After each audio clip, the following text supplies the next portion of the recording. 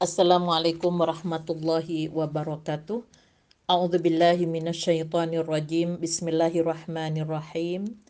Alhamdulillahi ja'ala ramadana syahran mubarakan wa farada alaina siyama li ajli taqwa. Asyhadu an la ilaha illallah wahdahu la syarikalah wa asyhadu anna Muhammadan abduhu wa rasuluh.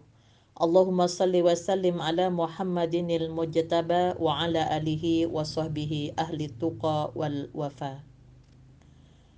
Pendengar yang dimuliakan oleh Allah, ibu-ibu peserta kajian Ramadan pimpinan daerah Aisyah Kota Malang yang dirahmati oleh Allah.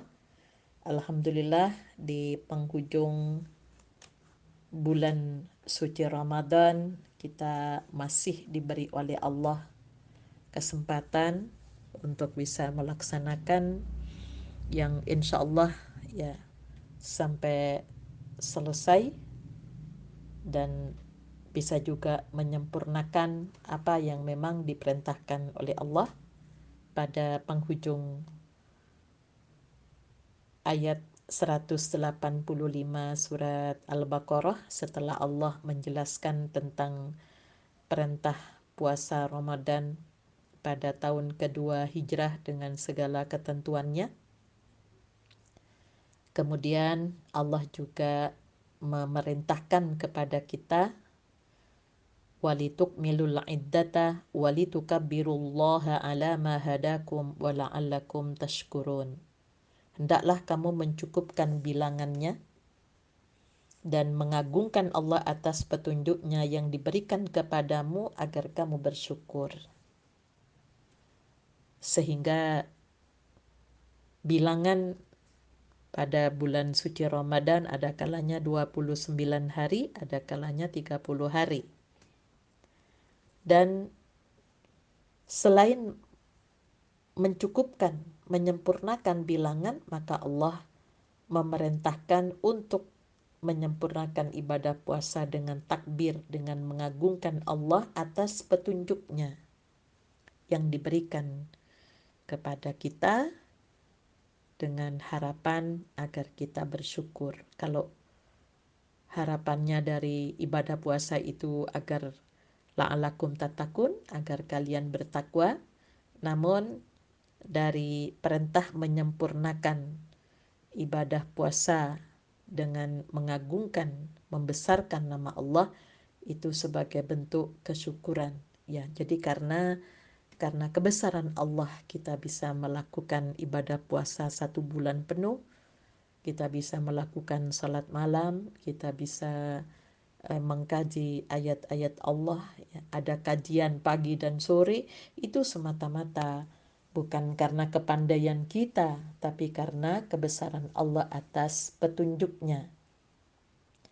Di mana hidayah itu ada 5 yang diberikan oleh Allah, yang melekat pada diri kita manusia itu ada 3. Ada hidayah ilhamiyah, ada hawasiyah, ada indra, kemudian ada akliyah, akal. Disitulah yang membedakan antara makhluk yang nyata, antara manusia dengan binatang, ya karena terletak pada akalnya. Kemudian hidayah yang keempat itu ada di luar diri manusia, yaitu hidayah diniyah, hidayah agama.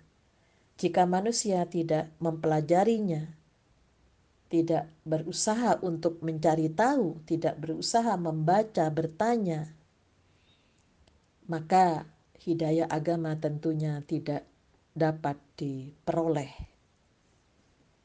Bahkan kalau kita tidak sungguh-sungguh mempelajari agama, tentunya kita tidak bisa menangkap kebenaran agama itu secara utuh.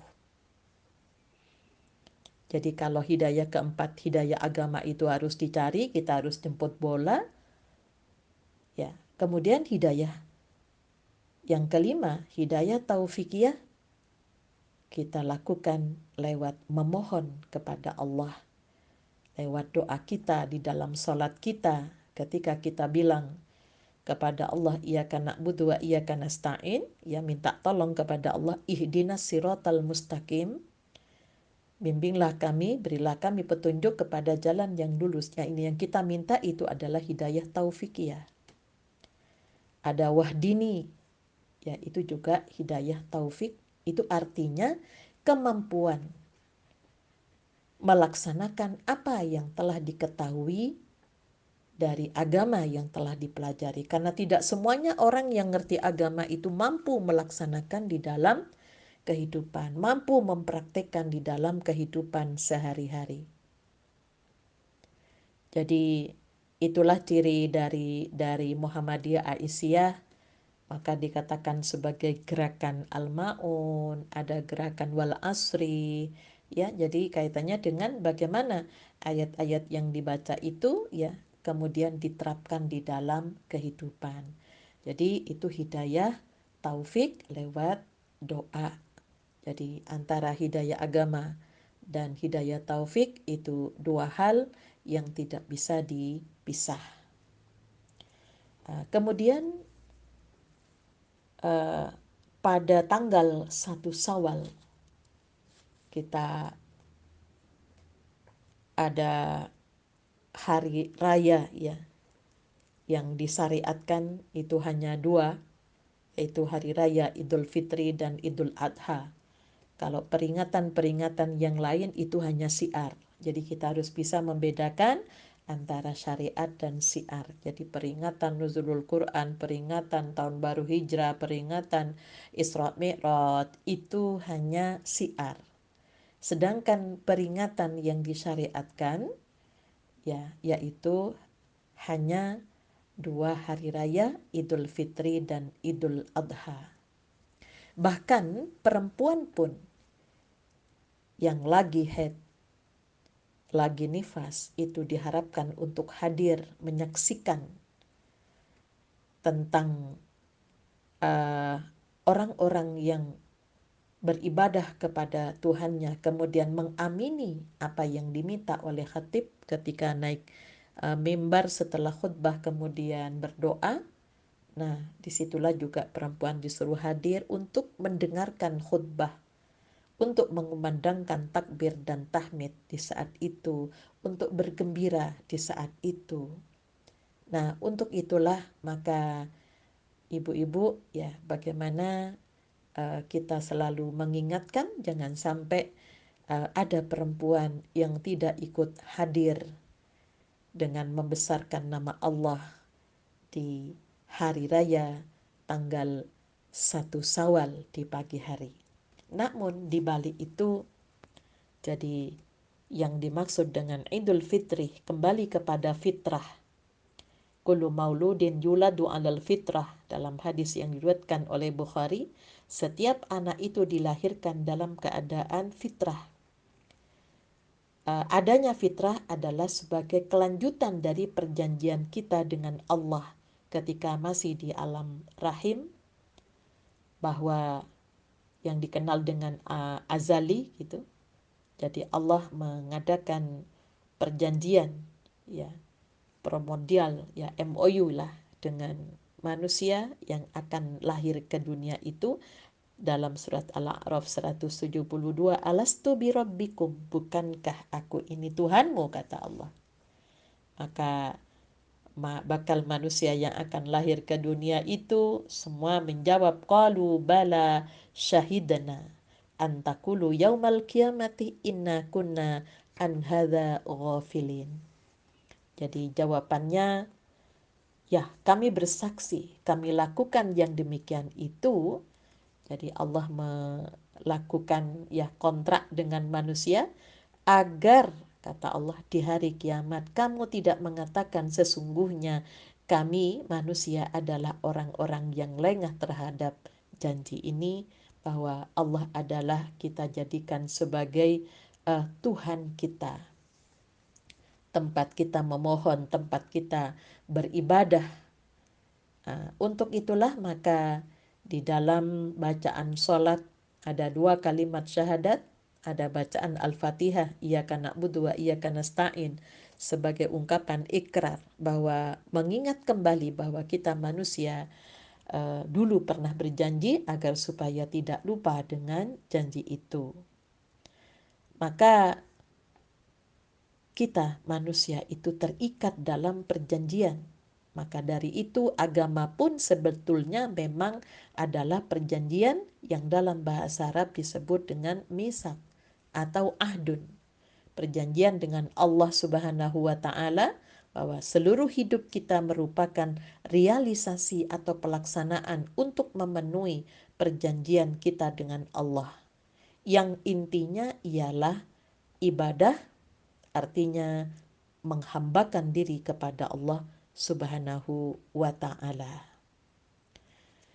Kalau fitrah itu diartikan suci, kecenderungan pada kebenaran, kebaikan dan keindahan, ya, di mana Allah memberikan potensi untuk itu, maka tentunya kita diharapkan ya berusaha menjadi suci, maka kita juga harus berbuat suci kepada orang lain.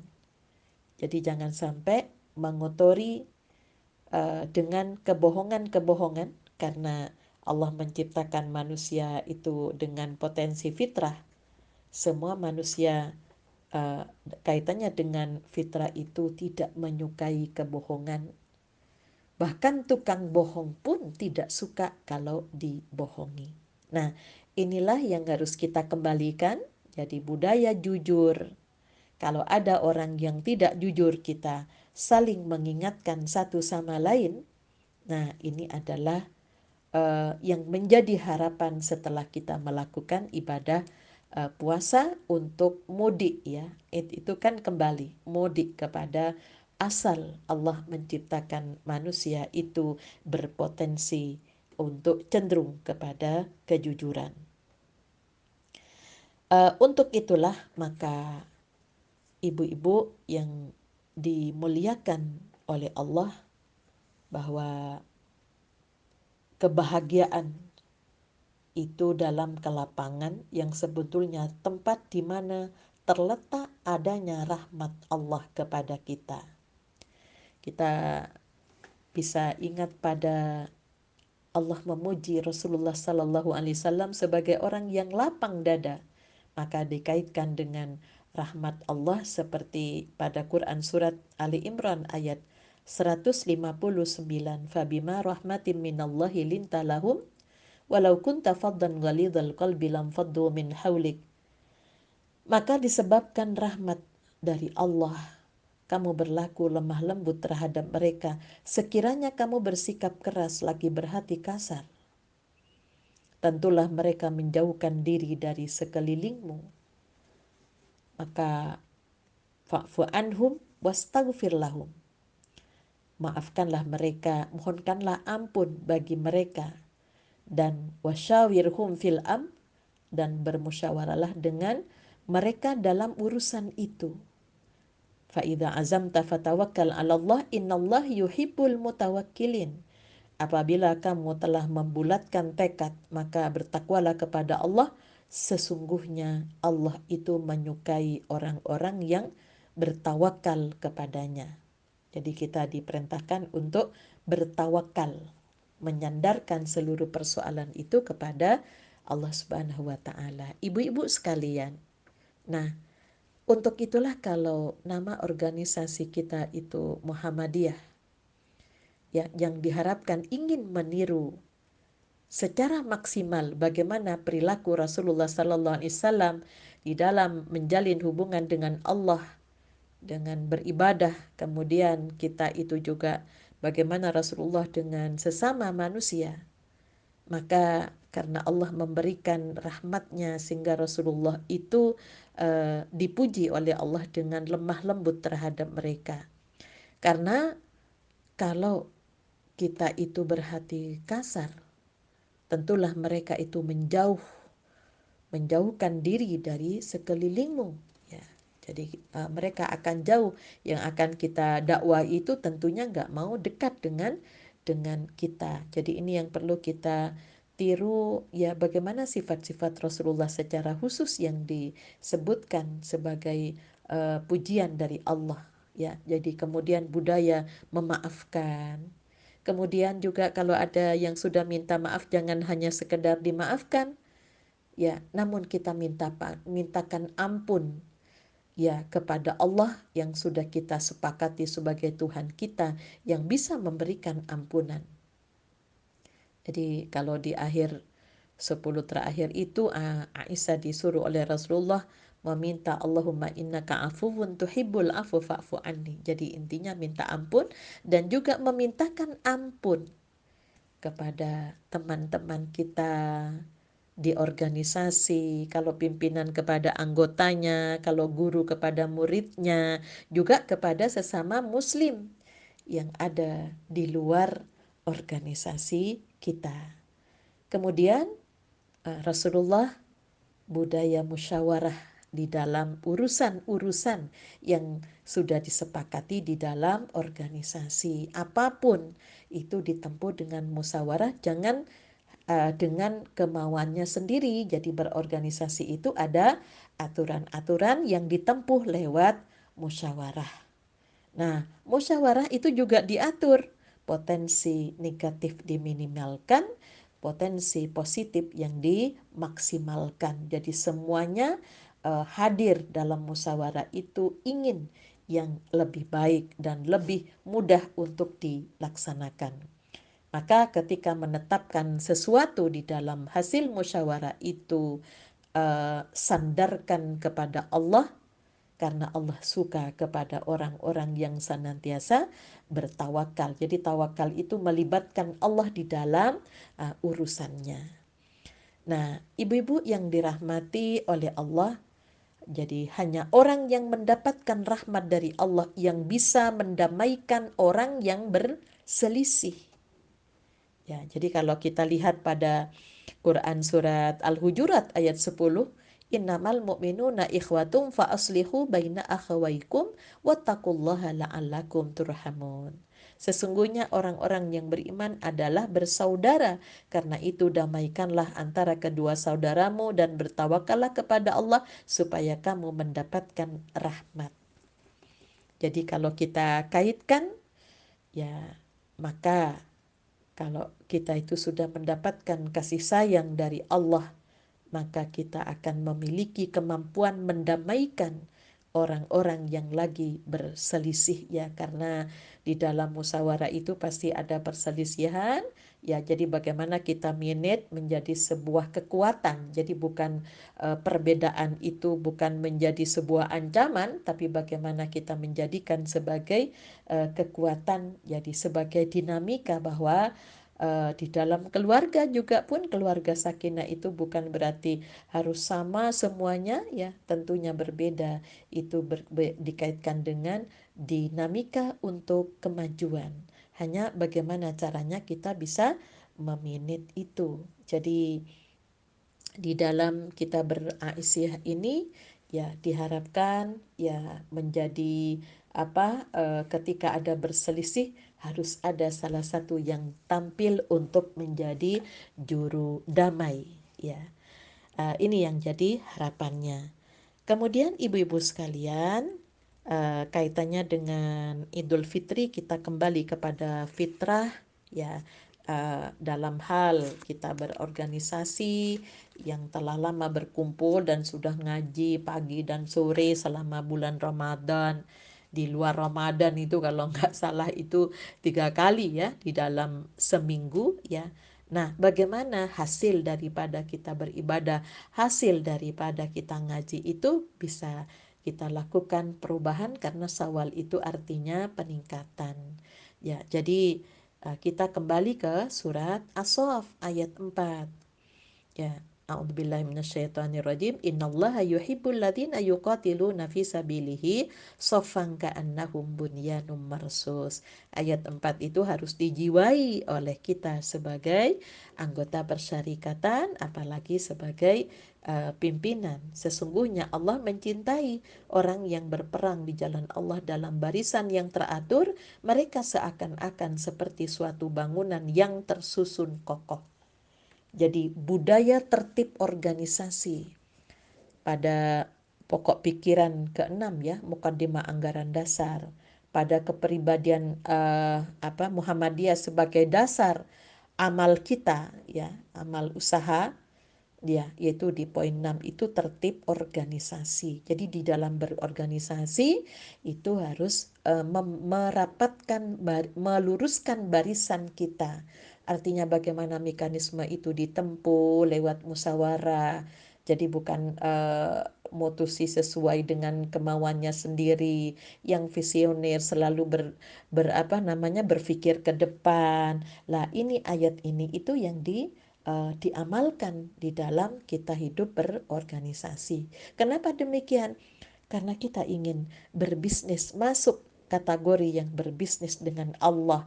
Pada ayat 10 surat As-Saff bahwa ya ayyuhalladzina amanu hal adullukum ala tijaratin tunjikum min adzabin alim. Kita ditawari, wahai orang yang beriman, maukah kamu aku tunjukkan suatu bisnis, satu perdagangan yang dapat menyelamatkan kamu dari azab yang pedih? Bisnis apa itu? Apa bisnisnya? Ya, sekarang kan lagi zamannya semua ibu-ibu itu sudah pintar berbisnis ya. Tu'minuna billah wa rasulihi, beriman kepada Allah dan Rasulnya. Itu paket itu. Jadi kalau kita sampai menamakan organisasinya Muhammadiyah, karena ingin di dalam beragama kita ittiba kepada Rasulullah sebagai bentuk iman kepada Allah. Wa tujahiduna fi sabilillahi bi amwalikum wa anfusikum, dan berjihad di jalan Allah dengan harta dan jiwa kalian. Ya, jadi orang berbisnis itu ya, jadi jenis bisnisnya apa? Iman kepada Allah dan Rasulnya dan berjihad. Nah, itu butuh modal. Jadi kalau bisnis butuh modal, apa? Harta. Dan yang kedua, jiwa, kelapangan. Melihat bahwa satu sama lain tidak sama dengan kita. Jangan menuntut orang lain itu harus sama dengan kita, tapi bagaimana orang lain itu memahami bahwa kita di organisasi itu ada aturan-aturan yang harus dilakukan. Ya, itu harus dengan jiwa, berlapang. Ya, dengan harta, dibutuhkan modal. Ya, jadi untuk itu kalau di Malang sampai ada digagas Taska itu, ya karena tanpa harta kita nggak bisa menggerakkan organisasi. Ya, semua itu dibutuhkan. Itu lebih baik, dalikum khairul lakum in kuntum ta'lamun. Ya, bagi kamu jika kamu tahu. Ya, jika kamu tahu bahwa berbisnis untuk iman kepada Allah dan Rasulnya dan bersungguh-sungguh di jalan Allah ya, dengan biaya, modal, harta dan jiwa, itu lebih baik kata Allah. Yaghfir lakum, apa keuntungannya? Allah mengampuni dosa-dosa kalian dan memasukkan kalian dalam surganya, surga Allah yang mengalir di bawahnya sungai-sungai. Wa masakin thayyibat fi jannati adan. Ya, itulah tempat tinggal yang baik di dalam surga Aden. Itulah kemenangan yang agung. Ya, jadi kalau ya kita di Aisyah nggak masuk surga, di dunia aja sudah neraka yang diciptakan, satu sama lain bertengkar, membuat firqah-firqah, ada geng satu, geng dua. Nah ini ya tentunya barisannya kocar-kacir. Kalau sudah barisan kocar-kacir, jangan berharap untuk mendapatkan keuntungan. Nah, kemudian ada bonus lagi selain keuntungan. Wa ukhra tuhibbunaha nasrum minallah wa fathun qarib wa basyiril mu'minin. Dan ada lagi karunia yang lain yang kamu sukai, yaitu pertolongan dari Allah dan kemenangan yang dekat waktunya, dan sampaikanlah berita gembira kepada orang-orang yang beriman. Jadi kita akan diberi karunia oleh Allah berupa apa? Pertolongan dan kemenangan. Ya, jadi kita akan dimenangkan dalam artian untuk menegakkan ketinggian agama apabila kita telah mampu mengalahkan apa yang ada pada diri kita, ego-ego yang ada pada diri kita yang akhirnya tentunya kita tidak bisa bersama-sama ya di dalam kegiatan berjamaah, sehingga Allah memberikan jaminan bahwa pertolongan Allah itu akan didekatkan bagi orang-orang yang tentunya terus beriman kepada Allah dan dalam barisan yang kokoh, dan kabarkan gembira itu kepada orang yang beriman. Ya, ini sering dijadikan sesanti ya, cirianya dari Aisyah Muhammadiyah itu. Jadi harus punya sebuah keyakinan. Namun ada syaratnya. Ya, harus bersungguh-sungguh dengan berlapang ya menghadapi satu sama lain untuk belajar sifat-sifat khusus yang dimiliki oleh Rasulullah. Kemudian pesan Allah di ayat 14, ya ayyuhalladzina amanu kunu ansarallah. Ya, wahai orang yang beriman, jadilah penolong agama Allah. Kama qala Isa bin Maryamnya, sebagaimana Isa anaknya Maryam, lil hawariyah, yang berkata kepada pengikut-pengikutnya yang setia, ya, pada komunitasnya, pada anggota-anggotanya, dengan pernyataan man ansori ilallah, siapa yang akan menolong agama Allah, maka seluruh pengikutnya menjawab, ya, qalal hawariyun nahnu ansarullah, bukan ana tapi nahnu, kami. Jadi kalau di Aisyah itu jangan banyak menyebut saya tapi kami, ya, menjadi penolong agama Allah. Fa'amana ta'ifatum min bani Israila wa kafarat ta'ifah. Ya, lalu segolongan dari Bani Israel beriman dan segolongan yang lain ingkar. Lalu kami berikan kekuatan kepada orang yang beriman terhadap musuh-musuh mereka, sehingga mereka menjadi orang yang menang, yang dimenangkan oleh Allah Subhanahu wa taala. Jadi ibu-ibu yang dirahmati oleh Allah, mari kita upayakan kembali kepada fitrah, kejujuran kita. Di Syawal itu ada peningkatan-peningkatan yang harus kita merubah untuk menjadi ketegasan di dalam berorganisasi, ya, pemaaf, ya, jadi tidak usah dinunggu. Kemudian pemaaf itu artinya melupakan, jangan ngungkit-ngungkit kembali sesuatu yang sudah berlalu, ya. Kemudian dan mintakan ampun kepada Allah. Jadi jangan hanya sekedar memaafkan.